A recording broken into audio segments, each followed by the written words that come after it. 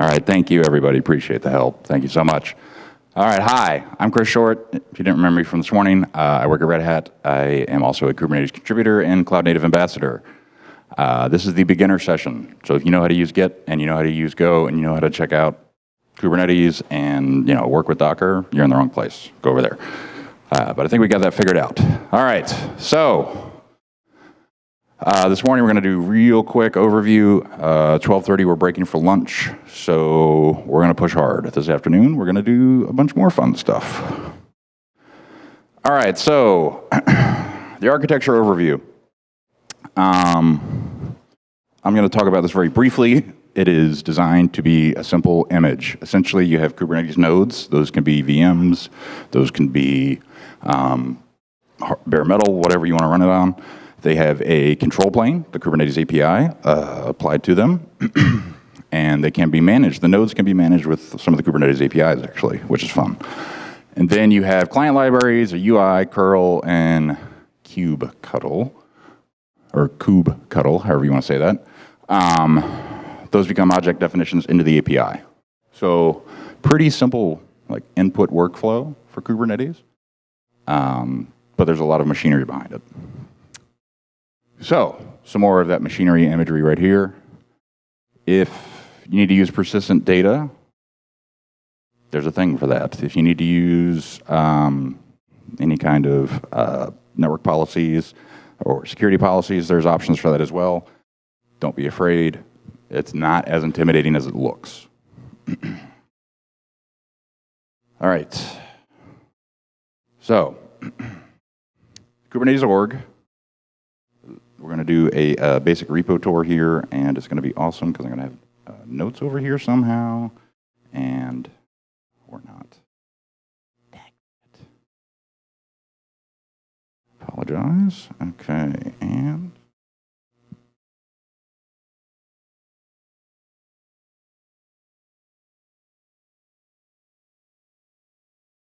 I really wish I could see both screens at the same time somehow. New tab? Yeah? Yes? Okay. Anything? Nothing? All right, we're going to just mirror the display then. To hell with it.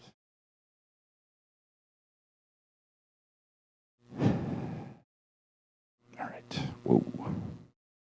Hello, big screen.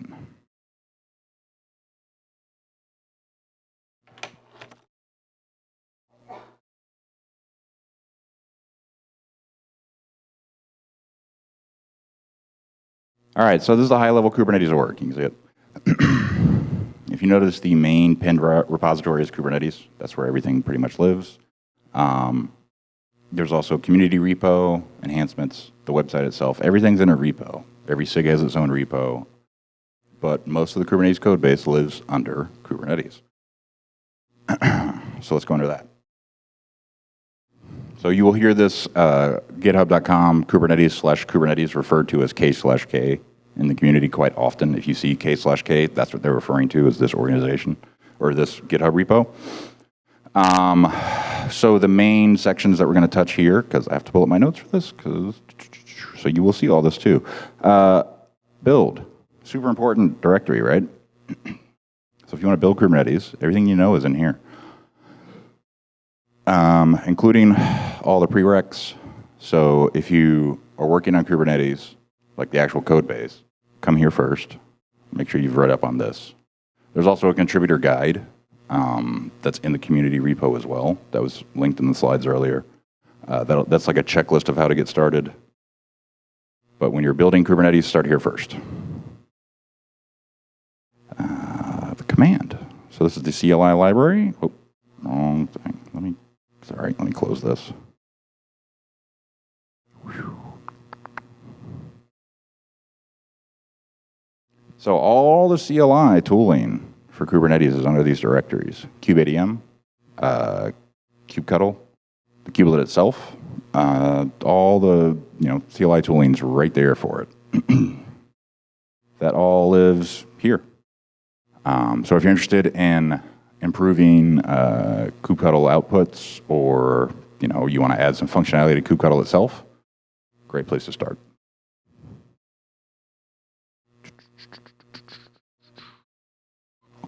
code from package, which is here. So the package directory, I am told this is the code core, essentially. Are you good at this? Do you do better repo walkthroughs than I do? Because I'm terrible at repo walkthroughs. So all the, so let's look at kubectl. There's the command itself. There's the docs, build files, everything you need right there. But there's all the kubectl code right there. That's it. That's it. It's a lot of lines of code, but don't be intimidated by it. You can get to it. It's right there. Sorry. All right. Staging. Okay, let's go to staging.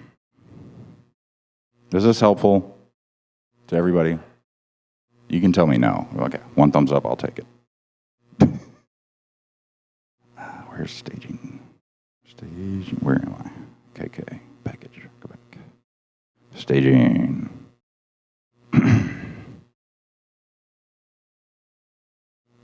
Okay, so the external repo staging area is here. This will tell you where to go to find where all these various repos get pulled in to get actually built.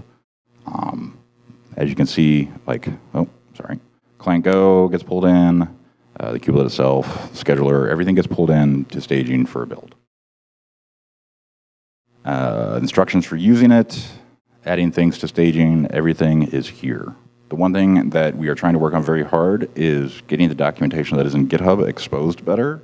So if you have ideas around that, I was talking to somebody earlier, let me know, because this isn't easily found. That's why we have to do these code walkthroughs. So still a growing project. Everything's in GitHub, and it's hard to expose things in GitHub we're finding. Next, we shall... API. Right. Guess where all the API code lives, or at least the rules for it. Does everybody know what an owner's file is in the Kubernetes world, GitHub world? No. Okay, so let's talk about owners for a second. Owners files are essentially who can make changes, who can do things with that particular repo. So there are groups that we create to help manage that, but there are reviewers and approvers, generally speaking, right? So if you push your first PR and you say, hey, I want to make this change to API code, a reviewer for that organizational unit will have to come in and say, hey, this looks good to me. It'll have to pass all the CI checks. Typically, 2 reviews are necessary for most changes. And if it requires, like, there's rules around when you can just make changes and when you need to actually put in a Kubernetes enhancement, a CAP. What does the P stand for? Kubernetes enhancement process. But when you put in the PR, the reviewers will have to come along. And once it's reviewed, it then requests an approver, like automatically. We have bots that handle this for us because we believe in automation. So once an approver comes along, the PR gets approved and off it goes to CI. It'll eventually get pushed out to the real world in the next build and release. So yeah, like you're just a few steps away from having code committed to the Kubernetes code base. It's not like a big leap to become a contributor. It might seem intimidating, but you shouldn't be intimidated by it. All right. Clusters mostly deprecated. Docs, just kidding. So docs are interesting, right? So we pull all the docs together. We have a docs build process that builds an actual docs website. And I will show you that now because it is very cool. So if you go to Kubernetes, docs is, it's actually under the repo thing. Mm-hmm.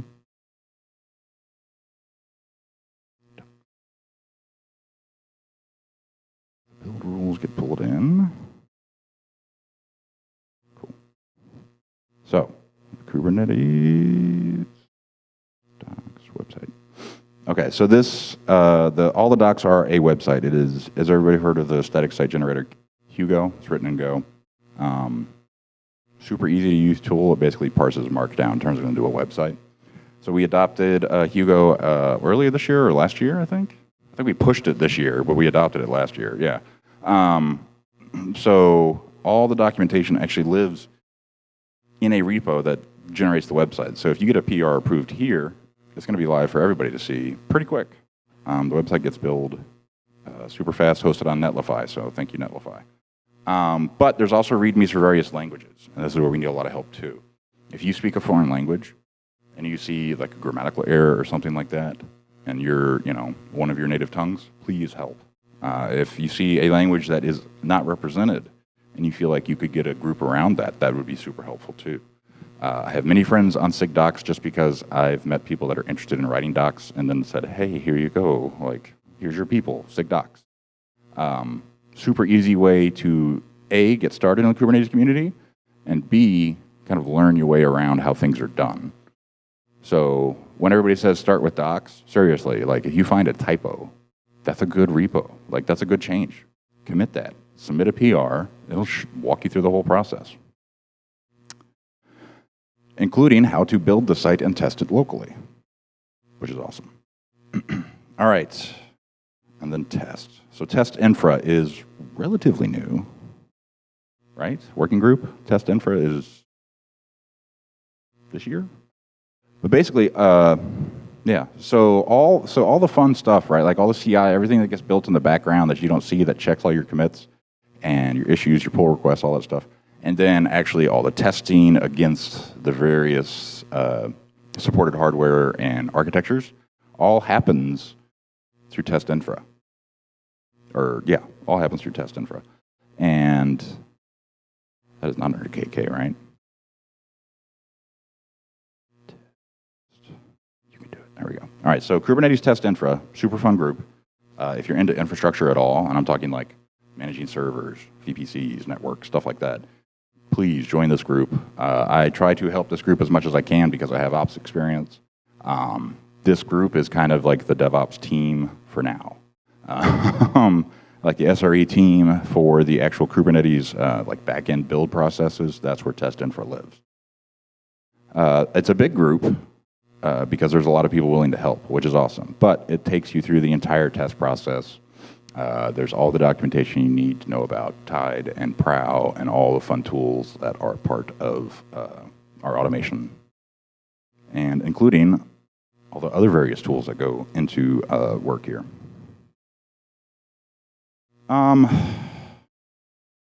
So we are, it's kind of, it's, as you saw, it was pretty monolithic. KK, we are breaking it up, right? Like test infra is part of that.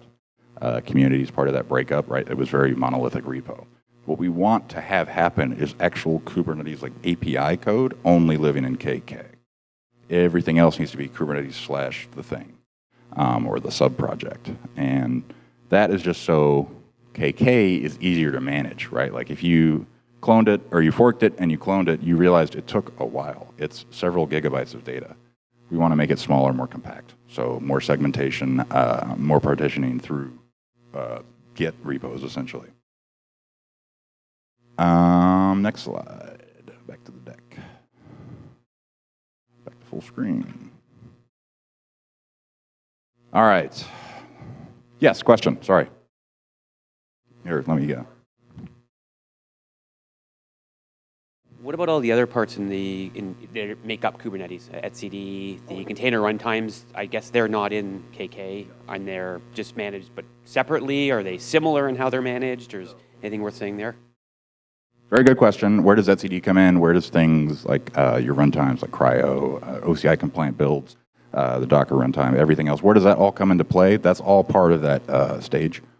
So when you start pulling in all, you'll eventually like understand how this kind of comes together. Like you do a go git, and you start pulling in all these dependencies.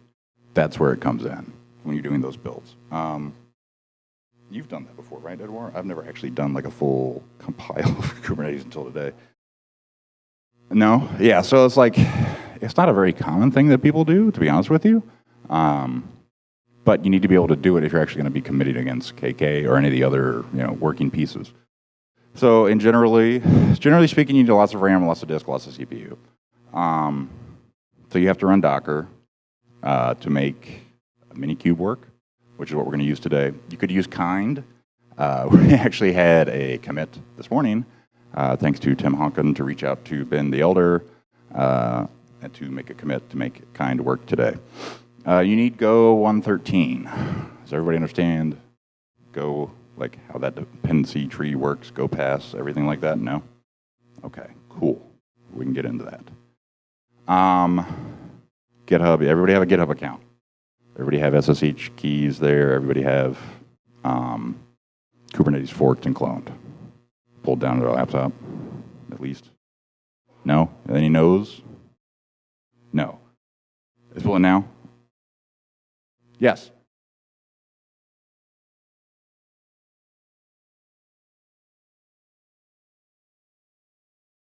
Did everybody hear that? Git clone, the actual repo, dash dash depth space 1.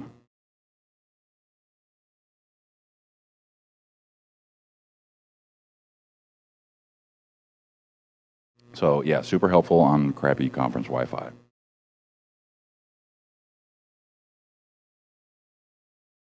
.116.3 is what we're working on. Okay, rescind previous comments. I think it's, yes, strike from the record.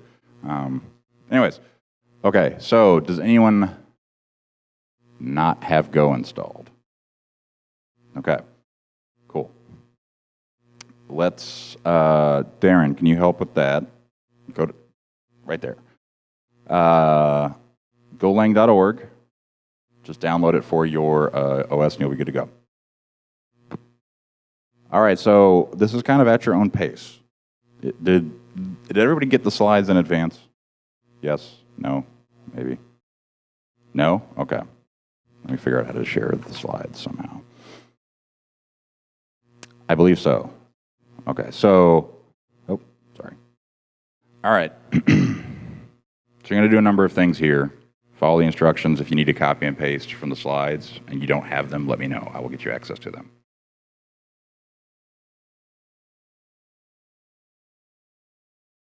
Okay, cool.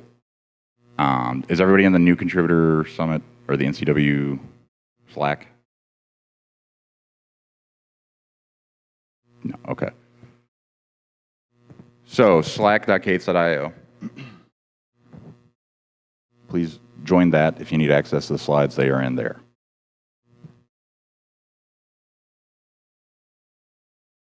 So if you notice, you're going to do a Go path.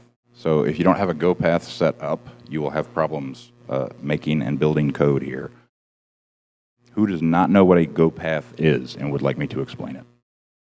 Because I will actually pull up a reference piece for it, because it's hard to explain. That's fair. You don't know what a Go path is? Does anyone want to explain what a Go path is? You want to? No. I think so I'm an ops person. I do not. I write Go code, but not on a regular enough basis to be like a good teacher of Go specifically. So, what is the Go path, sir? Also, who are you and where are you from? I'm Jeff Dodo from Comcast, actually. What is a Go path is the question. I guess it's the path for your environment to tell Go where your source Go binary are going to. Is that correct? Yeah. So the Go path. You want to go for this? Okay. Go path is a Go idiom. Essentially, you need to have that environment variable set because Go, I think, defaults now to tilde Go for your Go path. But that will be where all the packages for dependencies, all your source, all the binaries, everything will live under your Go path. So if you have Go installed, and it's a modern version of Go, you should maybe have a Go path already set up. If you have installed Go more than, I think, a year ago, it might not be set up by default. So latest versions of Go should use a default Go path. So please feel free to run through these commands. If you have issues, please raise your hand. Yeah, I don't think the depth flag is a good idea here, sorry.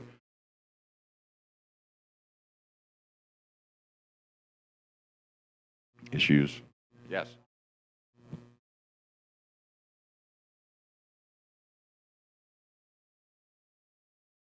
No, it should be like a tag. Okay, so slides are wrong. So git checkout tags, plural or singular? Tag. -t. Git checkout -t v1.16.3. is the last one that you need.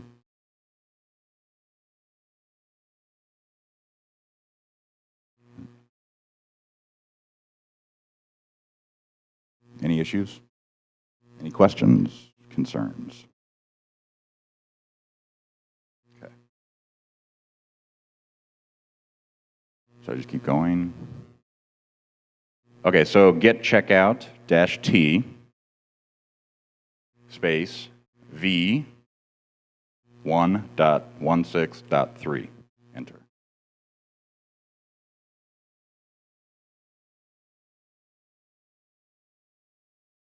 Did that work?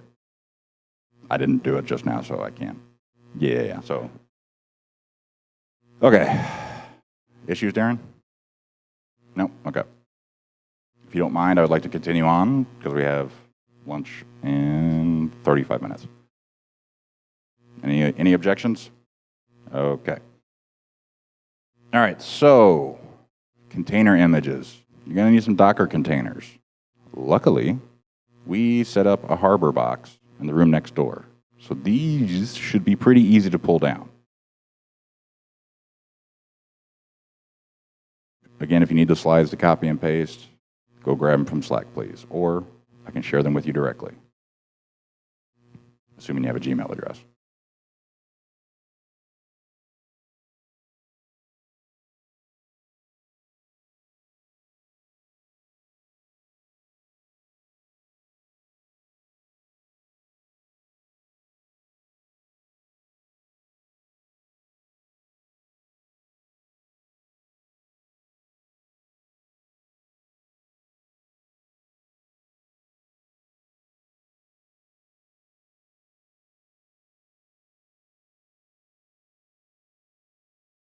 Any issues with the Harbor box?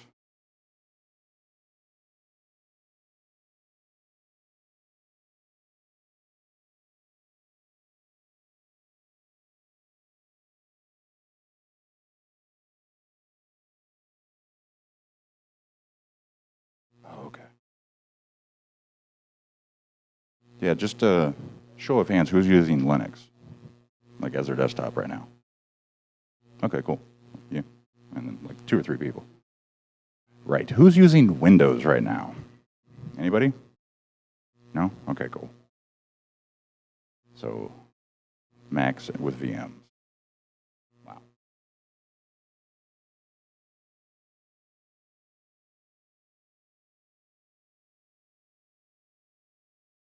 Hmm?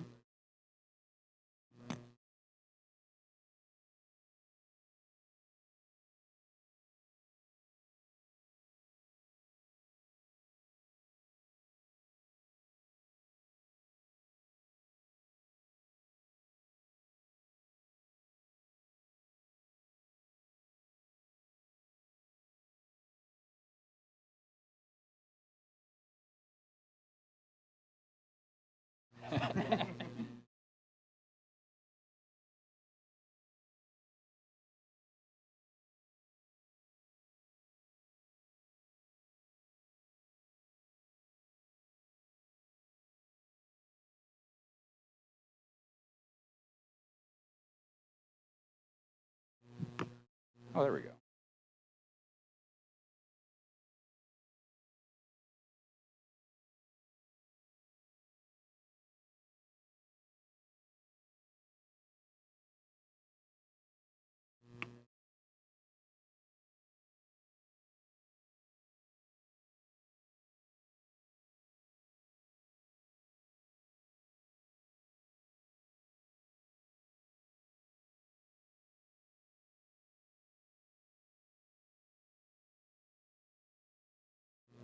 Hello, George.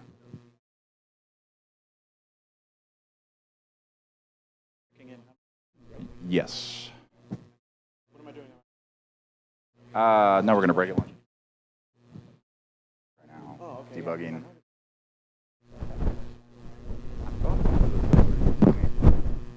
You're in charge. Yeah. You're in charge, George.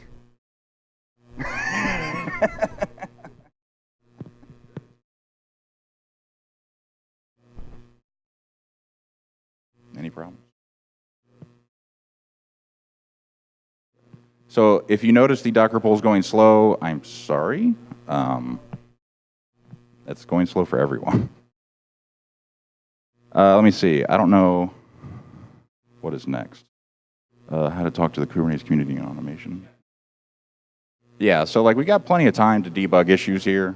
So don't worry. Like if you dropped in all the Docker pulls, it'll just keep going. Yeah. So each image. All right, so all these images are for building Kubernetes locally.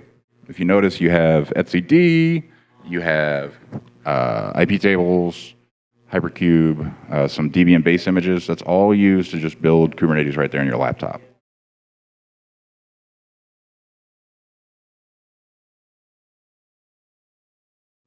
Do we need to have all of them?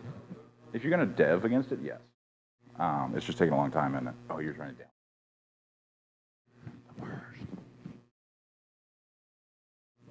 Does anybody happen to have Docker for Mac already on their machine, and like could just transfer it over to my friend here? Maybe, like AirDrop. I don't know. It's a 700 meg download. You're going to be here all day.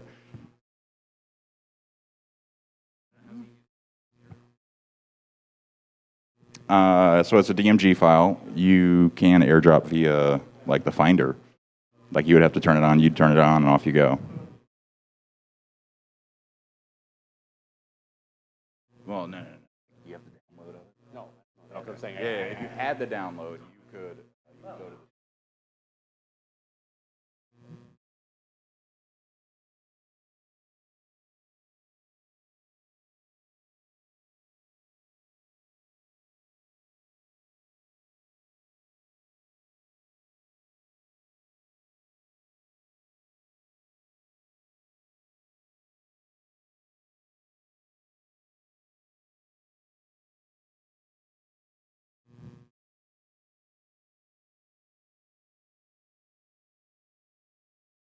Oh, wow.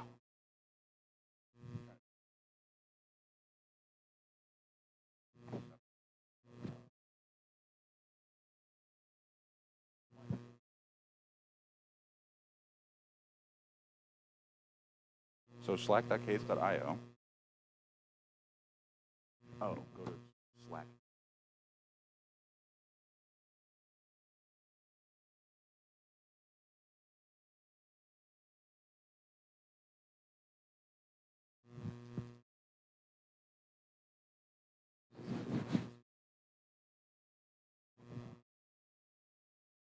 You know what's funny is the.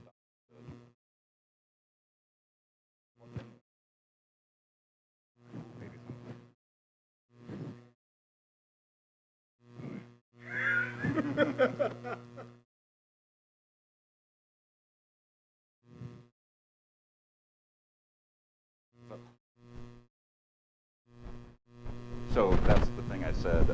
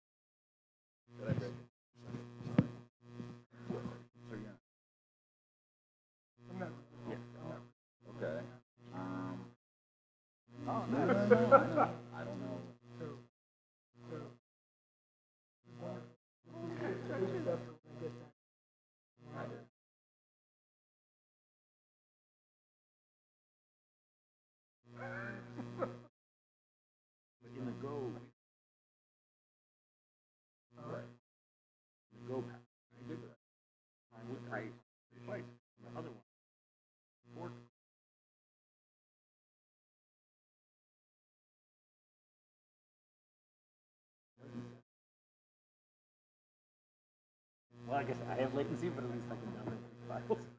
You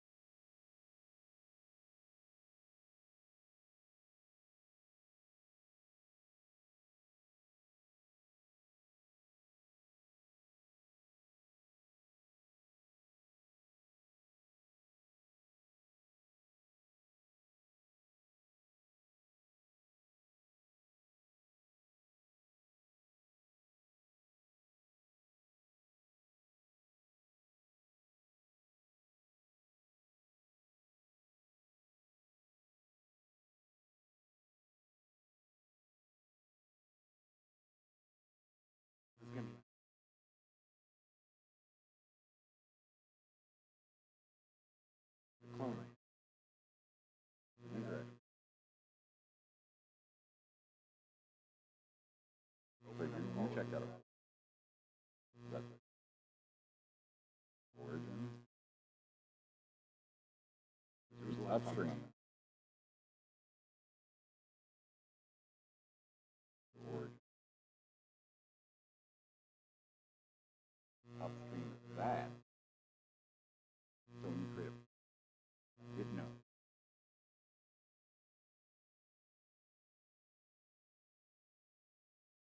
So that's what the remote app is. Yeah, that's upstream.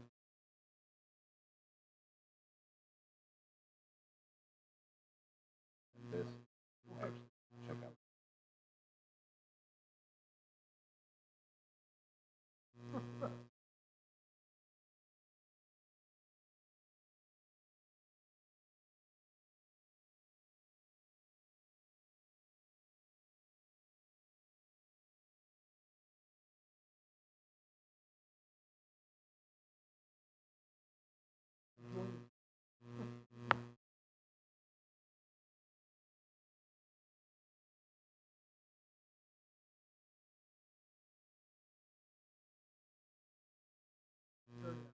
Darren.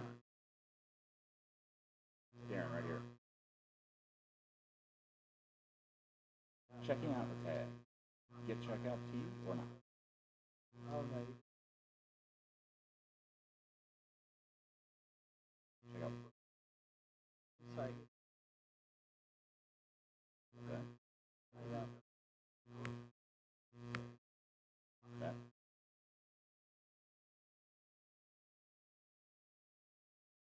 No, that's it. Okay. Cool.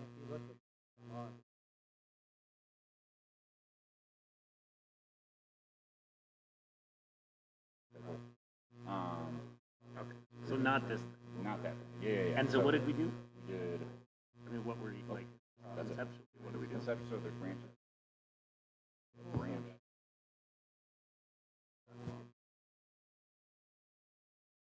Tag.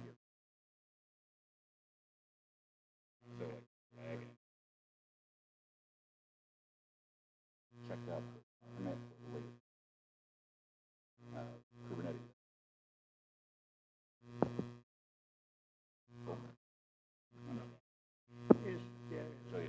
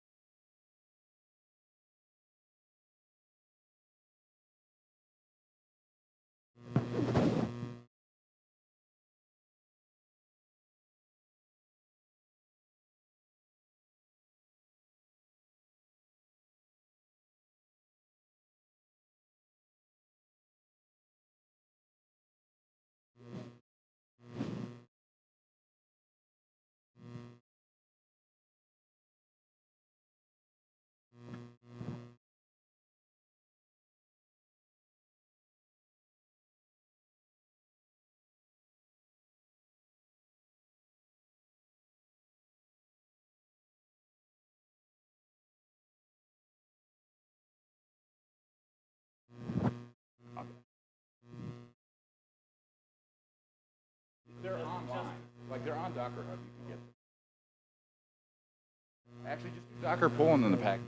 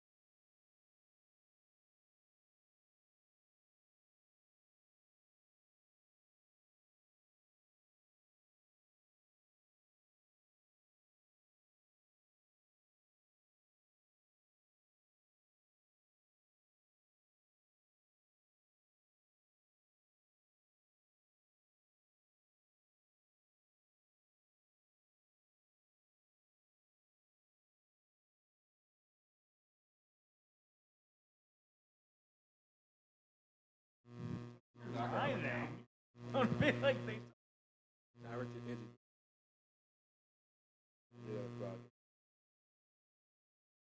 Edit that slide. Yeah.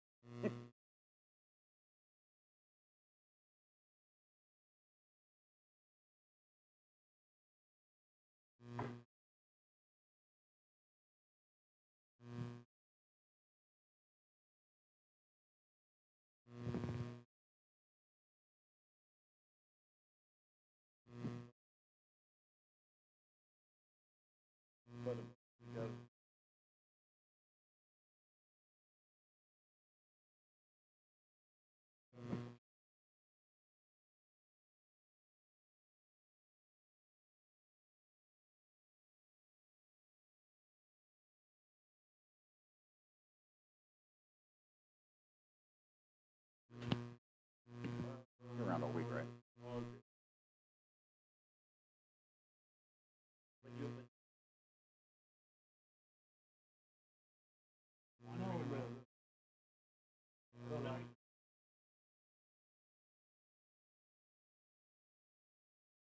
So yeah, you need to log.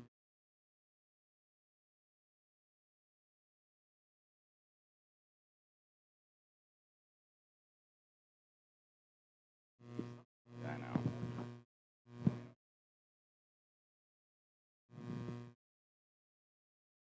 Right? Right?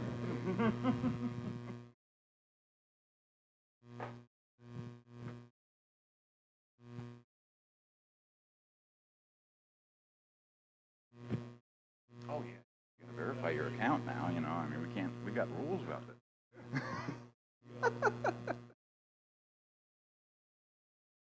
You're gonna do.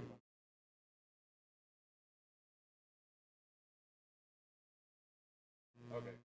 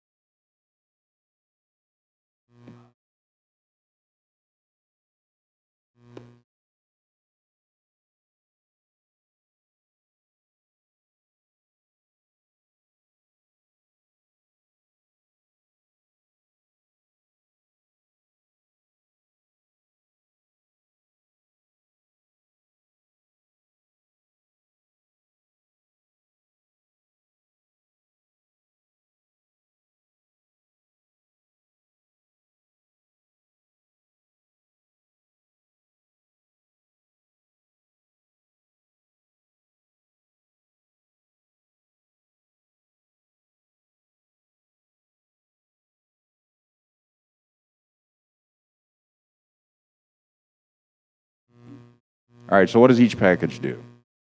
You've got a base image there, DVM. That's just a lightweight ARM or AMD 64 base image for Debian. You put Hypercube on top of that. Hypercube handles the network layer, I think. I forget. IP tables, critical part of all the segmentation functioning inside Kubernetes. Node. Oh, that's kindest. Is that Ben's thing? Yeah, so that's kind. Kind is Kubernetes in Docker. Yes. That is an old version. So I have the version history up to get the old URLs. So I'll fix that. Hang on.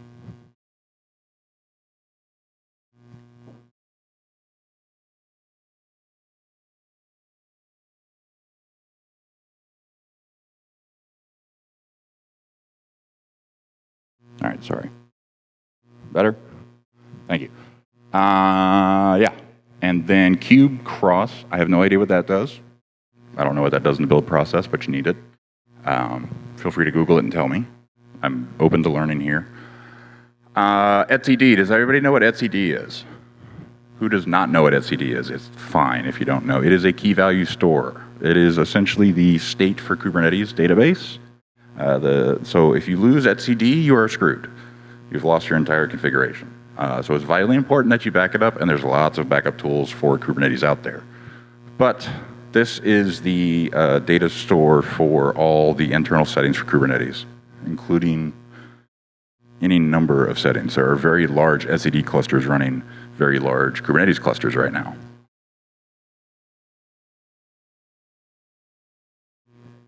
You can do 3.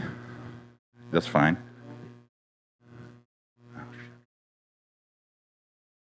I can fix that. And then SOCAT is it's a socket, like cat tool essentially is what it stands for.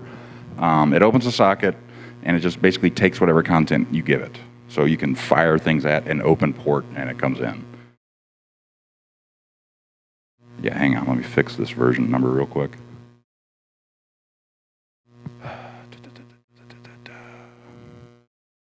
So what does this tell us? This is a large project, right? There's lots of dependencies because there's so many layers of abstraction. That is the joy of Kubernetes.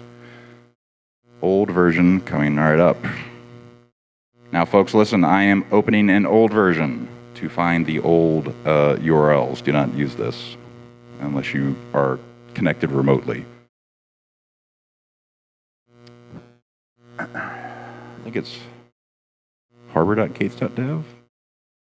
Yeah, harbor.cates.dev is the external name. There's an internal server set up in the room next door running Harbor to pull down the images.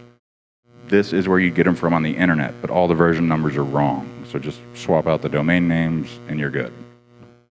So instead of whatever it is, GoHarbor or contributor.goharbor.io, it is harbor.cates.dev.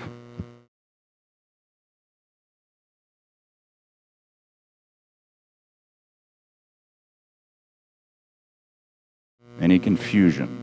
I hate confusion. I hate being confused. So if you are confused, please let me know. I want to fix that.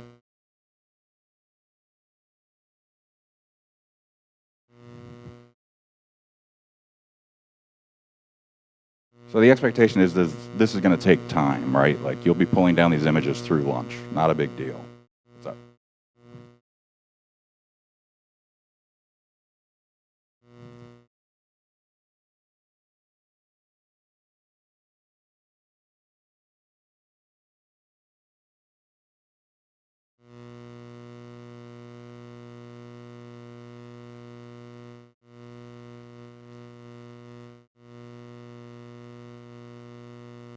I have no idea.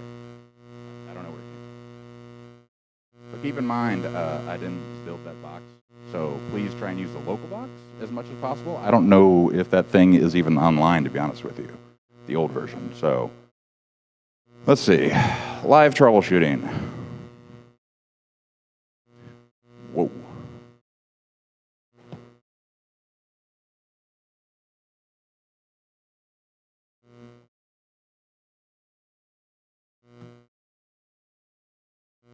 What's the old URL? Anybody? Bueller. Was it cates.goharbor.dev? Cates.harbor.dev? Anybody?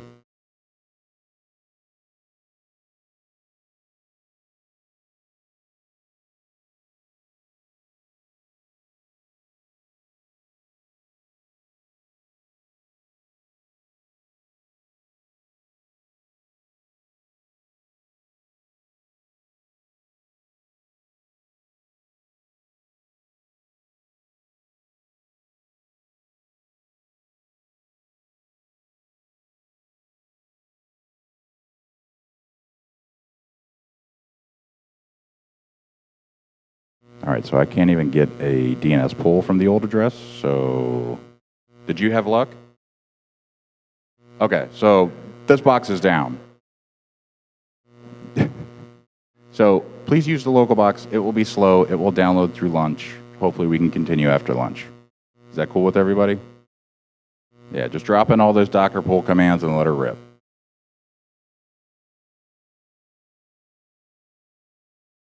Hopefully. Hopefully it will eventually be consistent.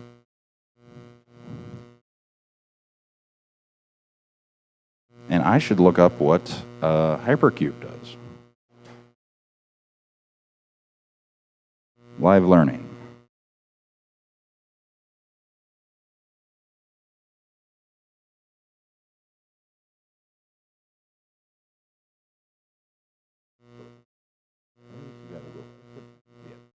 Or create a symlink or whatever.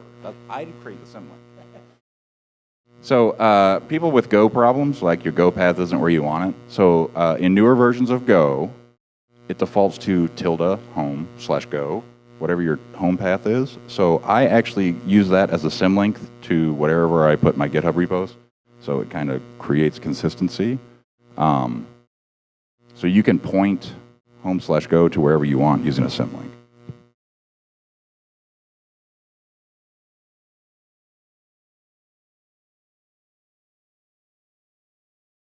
All right, who wants to know what Hypercube is?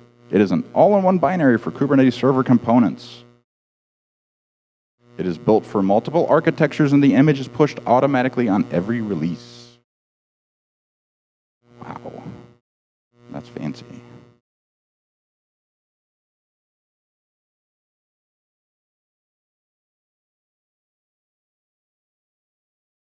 All right, so it is 12:30. Feel free to break for lunch, grab food, let your Docker polls run. No concerns about that. And we will reconvene here at